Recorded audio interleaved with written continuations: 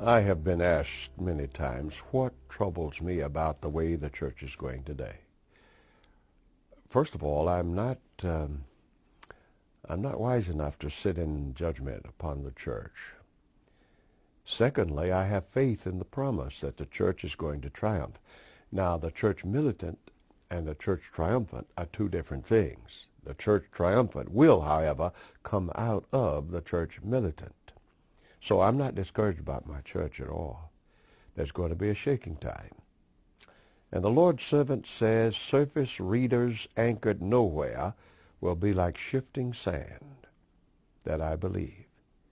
But don't go judging who will go out and who will stay. Some that you think are going to become stronger than ever and stay.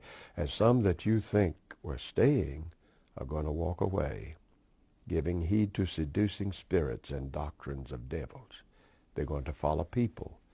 They're going to follow convenience. They're going to follow ease. So in that sense, I'm very confident about my church. I believe the promises of God. My burden is to be in that group by His grace that will triumph. Now, what troubles me? I'll tell you frankly, it's our unwillingness now to preach the plain message that God gave us to preach. The three angels' messages of Revelation 14 are given to us in particular as a mandate to carry to all the world. I see us not quite doing that today. Oh, we have learned sermons. Good sermons. We got some talented men. And when they stand up, they hold you spellbound. But our message is not just a feel-good message. Or if you'll allow me to be very frank, it's not just a gravy message. It's a message of substance. In all my evangelism and men that I know, Earl Cleveland used to say something like this: I'd rather you think than shout. The ultimate objective is not to touch you emotionally. And yet, when I was in school, a man named Evans wrote one of the books we used in homiletics, and he said, appeal first to the intellect, then to the emotions, and through them both to the will. That's okay.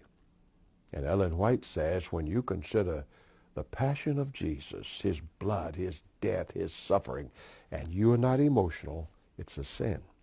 So there's a place for emotions, but not first place. Appeal first to the intellect. Ours is a message, not a feeling. It's not just a lot of nice things you say.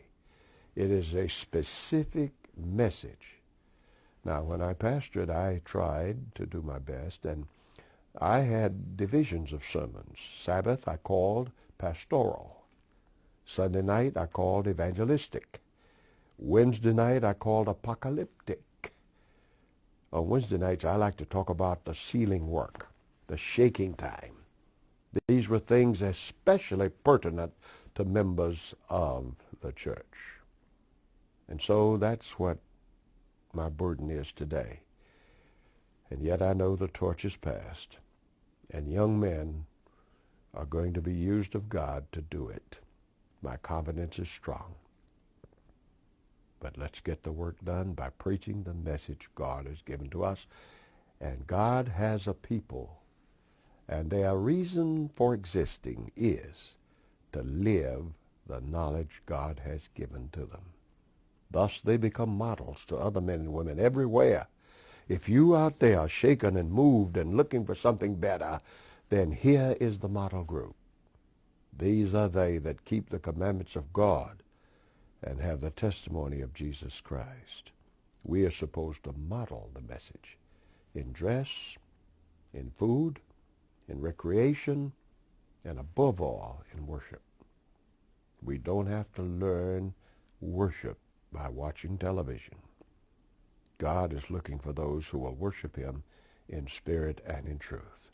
So, as a man getting old, and I never thought I'd say that, as a man getting old, my heart goes out to all of you in confidence, the confidence that the church will triumph, and that you who want to be saved may by the power and love of Jesus Christ. Let us pray for each other.